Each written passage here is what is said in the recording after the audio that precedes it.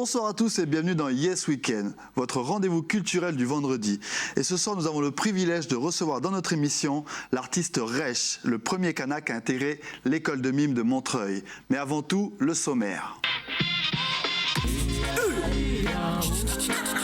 C'est un artiste aux multiples facettes que nous recevons aujourd'hui dans notre émission. Tantôt slammer, rappeur, danseur et maintenant mime, Rech est aussi complexe que tous les aspects qui le composent. Entre modernité et tradition, cet artiste se réinvente au gré de ses envies. Mais qu'est-ce qui anime ce digne représentant de la culture kanak et comment arrive-t-il à se réinventer au fil du temps? Ce sont les questions auxquelles nous tenterons de répondre dans cette émission.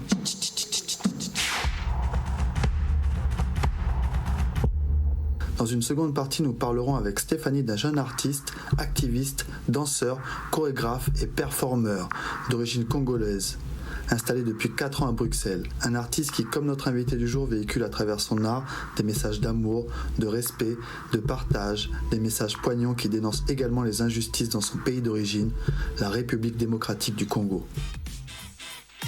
Mais tout de suite, nous recevons Rech en duplex depuis Nouméa. Bonsoir Rech. Bonsoir la Nouvelle-Calédonie, Kanaki, yes, aïe. Merci de nous honorer de ta présence. Pareillement, merci pour l'invitation. On sait à quel point ton planning est serré, hein? On va dire ça. Alors, raconte-nous, ça fait un petit moment que tu es là. Qu'est-ce qui nous vaut ce passage d'éclair en Nouvelle-Calédonie? Je suis venu ici pour un court-métrage. J'ai été amené par une production, une petite production familiale, Ethnotrax Production. D'accord. Yes. C'est cette boîte de production qui est venue te chercher à Paris alors? C'est ça. Enfin, ils sont venus me chercher par l'avion, par Internet, par Messenger, par email. Voilà la photo qu'on a vue circuler sur les réseaux à ton arrivée. On a su que tu étais là quand on a vu cette photo, du coup. Ouais. Tu peux nous dire 2-3 mots par rapport à ce projet? Parce qu'on n'a pas de photos, il n'y a pas trop d'infos qu'à filtrer, mais c'est quoi le projet en gros? Le projet en gros, ça parle, c'est la baignoire, et ça parle, c'est très décalé. Ok. Et ça parle, en gros, c'est Charlie Chaplin, Benny Hill, Mr Bean, c'est ça, c'était un challenge. Et j'ai relevé le challenge, celui-là. Incroyable. Et quand est-ce qu'on pourra voir ce documentaire? Il sort quand? C'est pas un documentaire, c'est un court-métrage, une petite fiction. Et ça va être en janvier sur Canal+, Calédonie. La grande classe. Ouais, c'est bien. Super. À part ça, ça t'avait pas trop manqué le pays? Un petit peu, beaucoup? Si, ça m'a manqué beaucoup le pays. Mais en fait, le fait de parler, j'ai créé un concept. Ça, c'est un carré. En fait, c'est un miroir. Quand je parle à l'autre, je parle à moi avant tout. Et je parle beaucoup à les gens. Je donne beaucoup de conseils. Pourquoi? Parce que ça me permet de parler à moi. Yes. Yes, c'est ça, en gros, ça... C'était ma force. Ok, venons-en à ton séjour en métropole. En 2019, tu t'envoles pour la France? C'est ça, j'étais bien accueilli, les gilets jaunes, le confinement. Bienvenue en France. Ouais, voilà. Oui, c'est ça, 2019, je suis arrivé. Qu'est-ce que tu es allé faire là-bas? Raconte-nous un peu. Je suis parti parce que j'ai travaillé un concept... En fait, c'est un lutin guerrier. Ok. En fait, c'est un lutin guerrier kanak. T'as inventé un personnage? C'est ça. En 2019, c'est un lutin guerrier kanak. Et maintenant, il est devenu universel. Waouh. Ouais. Et en fait, quand je suis arrivé, avant de partir, c'était aussi beaucoup sur recherche de personnages, ce lutin guerrier. Et il est né au premier référendum en 2014. C'était... Voilà. Il s'est apparu tout dans le monde pendant le référendum. Premier référendum, des questions identitaires, tout ça. Et puis, le fait d'avoir des amis, des frères, des sœurs, de tout. Et puis, qu'on me dit, non, c'est pas ça, tu es différent là-bas. Et puis, voilà, ça m'a un peu... Ça t'a travaillé l'esprit et c'est sorti. C'est ça, et le personnage, il est né. Et comment il s'appelle ce personnage? Il s'appelle Chocho Imerech. Ok, d'accord. Mais là-bas en France, tu as fait une école particulière aussi. Parle-nous-en un peu. C'est ça. C'est en fait par rapport à ce personnage, c'était des recherches au fur et à mesure. Enfin, je me dis tous les ans depuis que le personnage est né, depuis 2014, au fur et à mesure, je me dis tous les ans, tac, je monte de level quoi. Tous les ans, pac. Et à un moment. En 2018, j'ai dit ok, je fais ça. Maintenant, il faut que je vais faire quoi? Et c'est toujours ce travail du personnage Luther Guerrier. Des fois, je fais ça, mais je sais pas pourquoi je fais ça. Et j'ai envie de comprendre pourquoi. Et j'ai dû chercher sur Internet un corps dramatique pour travailler le lutin. Ok. Et voilà, qui m'a amené à cette école. Les images qu'on vient de voir là, justement, c'est une école de mime à Montreuil. C'est celle que tu as intégrée? C'est ça. C'est ça. Ok. C'est une école. C'est une école qui travaille le répertoire d'Étienne Decroux. Il faut savoir que il y a le mime Marceau, il y a le mime de Yves Lecoq, il y a Étienne Decroux, et je travaille le répertoire d'Étienne Decroux parce que c'est très absurde et ça parle des deux forces opposées, que ce soit aérien et terrien. Et ici, sachant que je suis de la terre, d'ici, et là, ça m'a un peu sorti de mon confort, le fait d'apprendre le côté aérien. Ok, mais Rech, le mime, pour nos téléspectateurs qui ne savent pas ce que c'est, on pourrait donner une définition Le mime, c'est parler sans parler. C'est à la Charlie Chaplin, hein, on est d'accord? C'est l'expression corporelle entre le théâtre et la danse? C'est ça. C'est comme si je vous disais bonjour, et le mime, c'est... Et où en es-tu dans ton école? Tu as fini ou tu continues encore? Je continue. En fait, j'ai fait... normalement, c'est 3 ans l'école. Et j'ai fait ma première année. Et en fait, après, j'ai fait ma 2e année. Ok. Et je suis arrivé pendant le confinement, quoi, les gilets jaunes que je disais tout à l'heure. Et puis, en fait, il fallait Et en fait, j'ai repassé ma 2e année. Je leur ai demandé s'il y a moyen de refaire ma 2e année, qui m'a permis d'avoir le diplôme d'artiste mime en ce moment. Et puis là, je pense, j'entame ma dernière année. Ok, écoute, on va regarder une petite vidéo, un extrait. C'est une vidéo que tu postais sur les réseaux sociaux, je crois en 2019, sur l'état d'esprit que tu avais un peu à ce moment-là. On regarde ça tout de suite et on réagit après. Ouais, je me présente Rémi. Je suis de la tribu de Silo à Malifou. Je suis arrivé ici en France en 2019. C'est un but, un rêve de jeunesse qui se réalise. C'est pas juste le fait de venir dans cette école, c'est plus le fait de sortir du pays. M'a fait sortir plutôt de la barrière que j'ai construite dans ma tête depuis que je suis petit. Et en grandissant, et surtout en me déplaçant de mon pays, de cette bulle, je me suis dit, ok, il y a eu des réponses qui ont été répandues. J'ai eu mes réponses dans des questionnements que j'ai toujours... des questionnements de jeunesse. Et maintenant, je suis là. Si moi je peux, toi tu peux. Parce que j'ai vu quelqu'un qui disait, si lui peut, moi aussi je peux. C'est-à-dire, toi aussi tu peux. Tu peux. Aie confiance en toi. Aie confiance en moi. Je parle à toi, mais je parle à moi avant tout. Sachebi, courage, force. Dans les épreuves, il y a toujours des leçons à prendre. Des belles leçons de vie. Et dans les échecs aussi. Moi, je trouve que les échecs, c'est bien parce que ça nous permet de connaître qui on est. Ça nous permet d'être un gagnant. Parce que tu es un gagnant. Nous sommes des gagnants. C'est juste au bout du compte, avoir ce libre arbitre sur soi-même et de se dire que je peux. Si lui là-bas, il peut.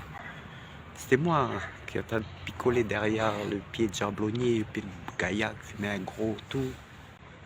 Mais j'ai voulu faire mes rêves et là je suis là.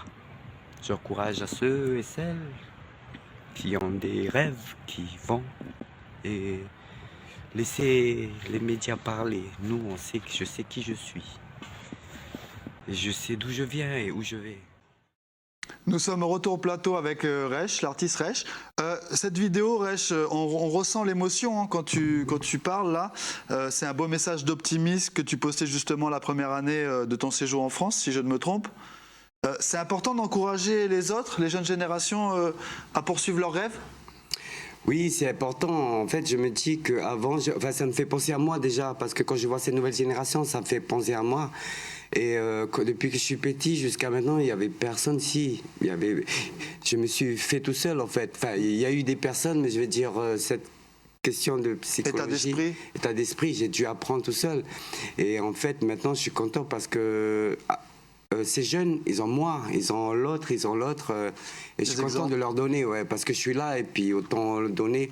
Et en fait, c'était pendant les référendums.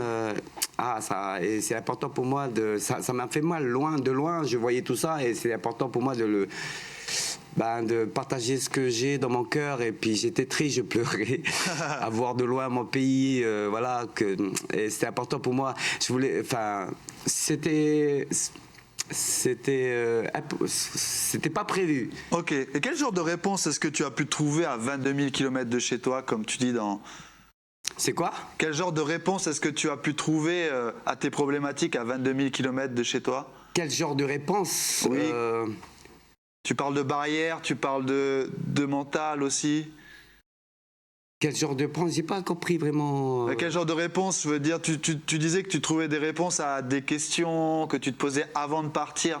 Le voyage t'a ouvert au monde? Ouais, c'est ça. En fait, j'ai trouvé des questions parce qu'il y a ces questions. C'est pas forcément des questions que je me suis posées, c'est plutôt la pratique. En fait, j'étais déjà curieux. Oui. Et c'est le fait de oser être curieux. Et j'ai découvert ce oser. Et oser être curieux, oser aller vers l'autre, parce que je suis qui je suis grâce à l'autre, en fait. Et pour que l'autre, il n'y a pas toi, il n'y a pas moi, comme on dit. Oui. Et en fait, c'était important pour moi de débloquer ça. Tout à fait. Débloquer, puis c'était un chemin, et c'était pas un an, c'était en beaucoup d'années, les 3 ans où j'étais en France, c'était ça m'a permis un peu de débloquer ce... Ça t'a ouvert, ça t'a plus ouvert. Psychologique, ouais, c'est ça. On dit de toi que tu es animé par une énergie positive. C'est aussi une philosophie de vie? C'est quelque chose que tu cultives, cet état d'esprit? Oui, c'est ça. Je suis très positif dans le sens où tu atteins tes objectifs, ouais.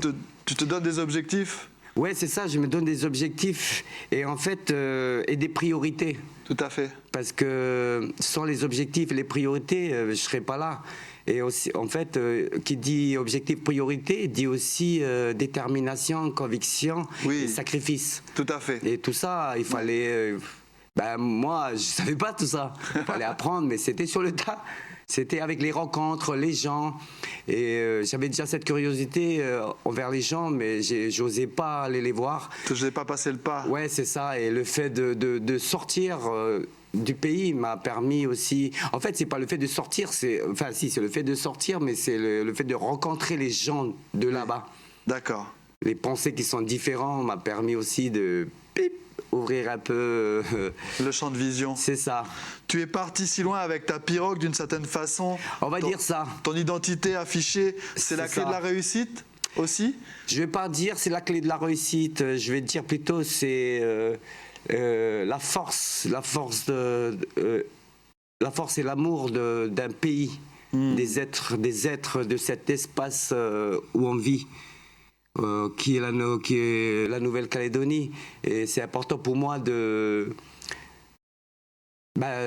montrer qui on est, d'où on vient et pourquoi on fait ça, pourquoi on est en Europe. Ils ne savent pas c'est où la Nouvelle-Calédonie. C'est ça. Et que ça soit dans le monde. Et en fait, je me dis que j'essaie d'être une fenêtre pour le pays. Et s'il veut demander plus d'infos, j'ai dit, payez votre billet, allez au pays. Mais voilà, j'essaie d'être une fenêtre à l'international. Je me suis fixé cet objectif à entre guillemets, être un ambassadeur de la Nouvelle-Calédonie un peu dans le monde. Et c'est ce qui te fait avancer aussi. C'est ça, parce que c'est des objectifs que je me suis fixés. Et maintenant, on m'observe, il y a des jeunes, et puis pour leur tirer vers le haut, c'est ma devise, tirer le monde vers le haut, parce que le fait de tirer l'autre, je tire moi-même par le miroir, et j'essaie d'avancer comme ça. Avancer. Okay. On va faire une petite pause, Rech. Yes. On va regarder une chronique, ça s'appelle Le Moment de Steph. Allez, c'est maintenant, et puis après, on se retrouve juste après pour réagir. Super. Bonsoir Stéphanie. Bonsoir Mathieu, bonsoir Rech. Bonsoir Stéphanie. Bonsoir à vous à la maison. Alors ce soir j'ai décidé de vous parler de l'artiste activiste, tu l'as dit Mathieu, d'origine congolaise, Lucas Katangila, qui en 2018 a dû quitter donc son pays, la République démocratique du Congo, suite à de graves menaces de mort. Donc heureusement, grâce à ses talents de danseur, il va intégrer, je lance la petite vidéo, l'Académie des Beaux-Arts à Bruxelles. Alors depuis 4 ans, il a dansé pour plusieurs compagnies en Afrique et en Europe. Donc j'aime beaucoup cet artiste parce qu'il a du cran. En fait, il danse pour une cause, pour faire évoluer les mentalités donc en Europe, mais surtout celle de son pays d'origine, la République démocratique du Congo. Il danse depuis qu'il a 6 ans. Et son objectif, c'est vraiment, pour lui, la danse, c'est un moyen de rassembler les gens du monde, car il aspire vraiment à un monde meilleur, tout simplement. Donc la danse, et c'est aussi un moyen pour lui de se connecter à ses ancêtres. C'est magnifique. Donc danse africaine, traditionnelle, hip-hop ou encore danse contemporaine, Lucas nourrit ses chorégraphies donc de son vécu, de ses rêves aussi, et puis de ses divers combats. Donc il utilise son travail comme une arme contre les violences dans son pays natal. Donc c'est ce que l'on peut voir à travers, voilà. Donc ça c'est l'un de ses spectacles. Donc ça s'appelle La veste du président, où il s'attaque donc aux exactions commises dans l'est du Congo. Je crois que c'est un peu fort le son, si on pouvait baisser un peu parce qu'on m'entend pas trop. Hein. Oh, je t'entends moi. Donc il est vêtu de blanc, voilà, et puis en fait il a plongé ses bras dans une bassine remplie du sang qui est versé quotidiennement, je dirais, dans son pays. Donc c'est un solo en fait politique. Il veut vraiment attirer l'attention de l'Europe sur toute cette violence qu'il y a dans son pays, un pays où les détenteurs du pouvoir ils s'enrichissent illégalement, donc je dirais en exploitant la population, et puis bien sûr ils autorisent toute cette violence quotidienne, hein, notamment sur les enfants qui sont souvent enrôlés dans la guerre. Et justement en parlant des enfants, il faut savoir que Lucas a fondé avec ses 2 frères à Goma, une ville à l'est de la République démocratique de Congo. Je vais remettre la petite vidéo, hein, comme ça c'est bon. L'association Endoto Kids Dancers, ou Rêve des enfants danseurs. L'objectif étant de redonner en fait, je dirais, le sourire et l'espoir à ces enfants qui sont souvent opprimés et surtout, comme je l'ai dit, enrôlés dans la guerre. Donc c'est un artiste finalement qui est un messager, je dirais la voix des sans voix. Et donc si vous voulez en apprendre un peu plus sur lui, moi je trouve qu'il est génial. Eh bien il a un site internet, donc voilà, je vais juste vite vous le noter en bleu, tiens. Donc son site internet c'est Lucas, tout en minuscule, Katangila.com.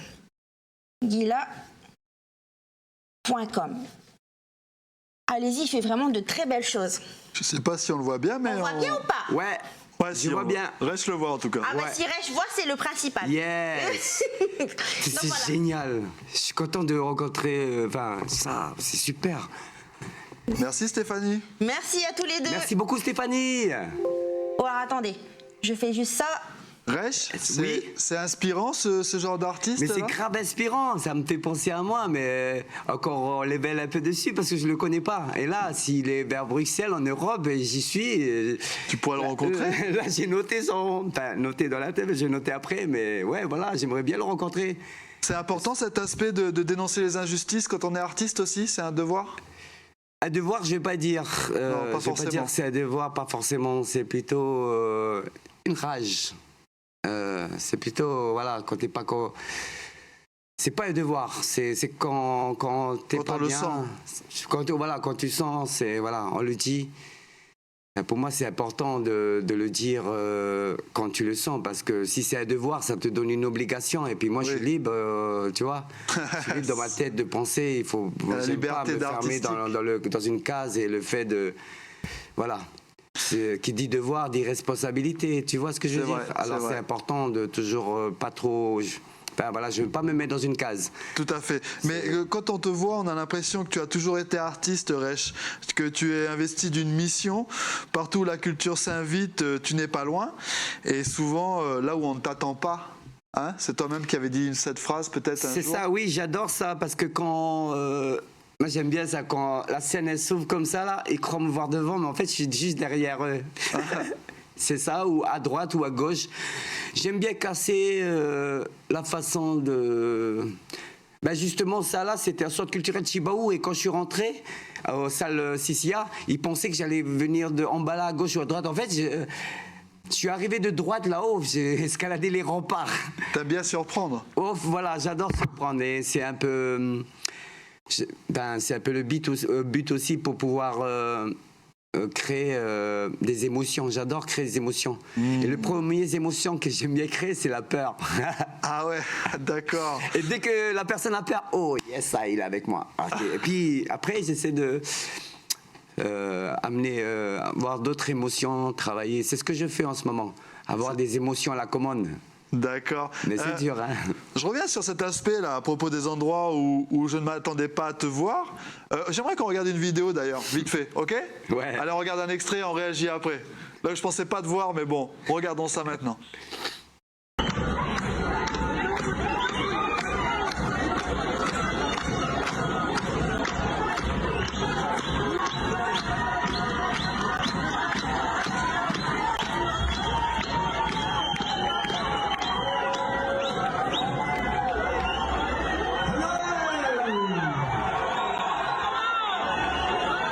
Bonsoir la famille, comment ça va? Ça, Rech, c'était toi, on est d'accord? Oui, c'est moi. Je me suis pas trompé de personnage. Tu peux nous dire un petit peu, c'est quoi cette vidéo? T'étais en première partie de Pierre-Paul Jacques? Ouais, non, c'était les 30 ans de Flamengo. Ah ok, tu y étais? Ouais, le 9 septembre là, et puis le grand frère m'a donné l'opportunité de pouvoir m'exprimer, alors ça m'a permis de montrer le concept du lutin guerrier. Ok. Et il m'a donné carte blanche, alors j'ai dû essayer d'utiliser chaque temps que je peux. Là, c'est les petits entretemps, j'essaie de les interludes. Mais le meilleur pendant ce jour-là, c'était à la rentrée. Parce que avant, l'entrée, c'était 19h. Et en fait, de 18h30 à 19h, c'était mon spectacle. Et je teste la rue. La rue, l'être humain, et je déambule partout dans la rue avec la tenue traditionnelle. Et aussi, en fait, j'utilise beaucoup la vue pour que... Voilà, même si je parle pas, mais le fait de voir, ça les intrigue les gens. Mais l'art de la rue. Écoute, Rech, on arrive presque à la fin de l'émission, mais j'aimerais qu'on regarde encore une vidéo parce que celle-là, elle est super. La qualité de l'image n'est pas top, mais c'est plutôt pour le discours. On regarde ça maintenant tout de suite, c'est parti. Bonjour la famille, je dirais de la Réunion. Préparation, filage sur la scène du théâtre plein air, le plus grand théâtre national de la Réunion. Et le fait que je sois là, c'est pour affirmer notre existence, affirmer notre identité, qui se vont noyer dans cette globalisation. Garder nos cultures et traditions, faire perdurer ces savoir-faire de différentes manières positives, telle est ma mission. Préserver ces valeurs communes, ces valeurs universelles, qui sont l'amour, le respect et l'être ensemble. Vivre dans l'amour par le respect et le partage, je rêve de ça. Je rêve trop peut-être, mais j'adore rêver. J'ai pas envie de m'arrêter. En ce moment, je reste moi et je porte la voix des miens. Mais moi, qui traverse le temps, je suis Tchotcho Imerech.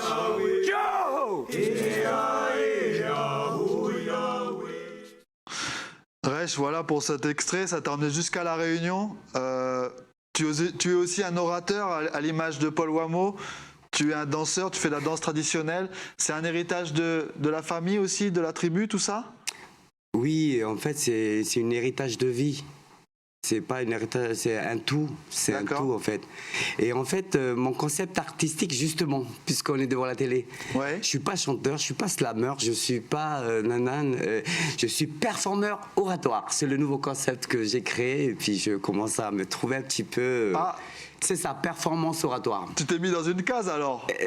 Non, pas du tout. J'ai créé cette case. Tu vois ce que je veux dire, la différence, nuance. Ouais, en fait, j'ai créé quelque chose qui me ressemblait moi.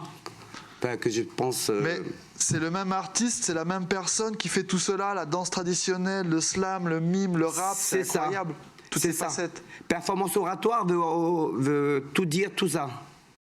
Tchotcho Imerech, Tchotcho, Tchotch le lutin, et O le guerrier, mais on les appelle toujours par dualité, Tchotcho. Et Tchotcho, c'est hier. D'accord. Et Imer, c'est moi, Tchotcho, c'est hier, c'est spirituel, et Imer, Rémi à l'envers, c'est mon prénom, et en fait, c'est hier et aujourd'hui. Et Imer, lui, il fait le lien entre le visible et l'invisible. Et après, il y a Reich. Reich, c'est aujourd'hui et demain. Et aussi, Reich, c'est moi, c'est toi, c'est lui, c'est l'autre. Parce que, voilà, tu es là, je suis là grâce à l'autre. L'autre, il est là parce que je suis là. Et c'est nouveau, contemporain, et qui n'est pas figé, qui avance selon l'époque. C'est l'universel. Et, en gros, c'est ça. Je voulais Merci partager ça. Reich. Merci Reich, on arrive à la fin de notre émission. Ça va être le mot de la fin. Merci beaucoup. On regarde juste l'agenda culturel et on se dit au revoir. C'est parti.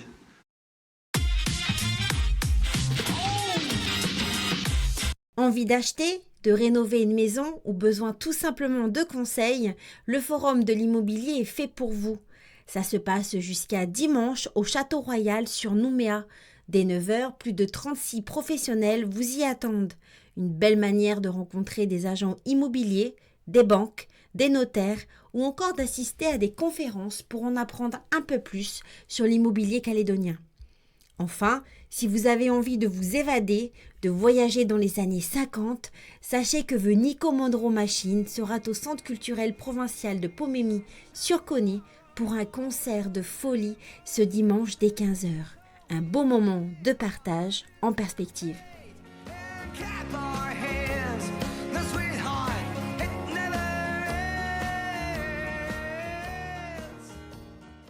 Et nous revenons avec Reich pour lui dire au revoir. Et merci vraiment beaucoup Reich d'avoir pris le temps de venir nous voir à Calédonia. Merci à Calédonia pour l'invitation. On te souhaite bon vent pour la suite. Merci beaucoup. La réussite. Yes. On se dit à la prochaine mon ami. Bisous. La Nouvelle-Calédonie, la famille. Yes. Au revoir Reich, à bientôt. Au revoir. Et nous, chers téléspectateurs, on se donne rendez-vous dans une semaine, même chaîne, même heure. Et d'ici là, passez un bon week-end. Au revoir.